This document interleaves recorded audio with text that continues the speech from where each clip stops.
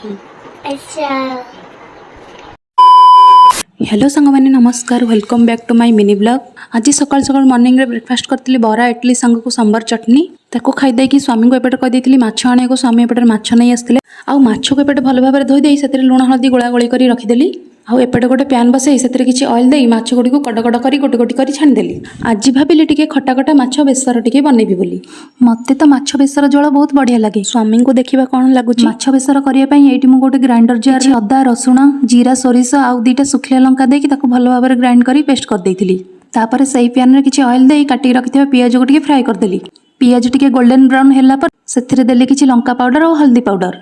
तापर ग्राइंड करी रखिथिबा बेसर को सेथिरे देई टिके भल भाव कषि देली। एबे बेसर रु तेल छाड़ी गला परे सेथिरे देई देली किछि कटा टमाटो टमाटो टिके कषि गला परे सेथिरे देई देली टिके स्वाद अनुसार लुण आउ गोटे चमच गरम मसला आउ बेसरटा एबे भल भाव कषि गला परे सेथिरे देई देली किछि पानी। बेसर पानीटा एबे फुटी आसिला परे सेथिरे देई देली कइया कटा 2 फड़ा।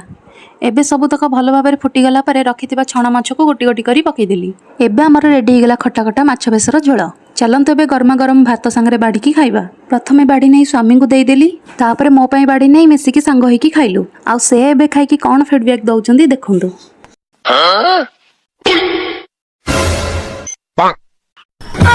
सब बेले सब कथा खाए कि अंकर नाक टेकिबा गुणटा गलानी। खाइबा भल होइताउ कि खराब होइताउ से सब बेले एमती मजा करिया कथा करिवे। एबे मो खाइकी देखे तो झोलटा कि टेस्ट लगुच मो बाबू आम खाइबा भितर ए कथा गुड़ा शुणी मन मन खिली खिली हेई हसुची। खाइबा पीवा सरला परे 4टा बेलू टिके आमे माँ पुओ पळि आसथिलु छात उपरको बुलियाकू।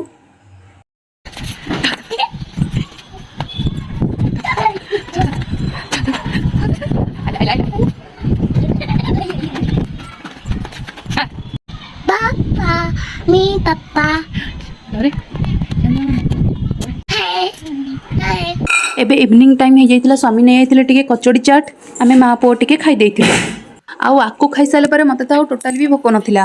बस एमिति आजिर डेटा पळैथिला।